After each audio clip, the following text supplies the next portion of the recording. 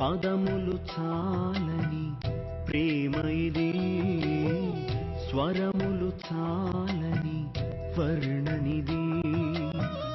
పదములు చాలని ప్రేమ ఇది, స్వరములు చాలని వర్ణనిది.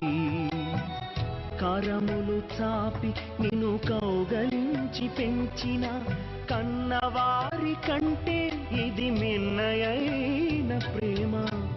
వారిని సహితము కన్న ప్రేమ.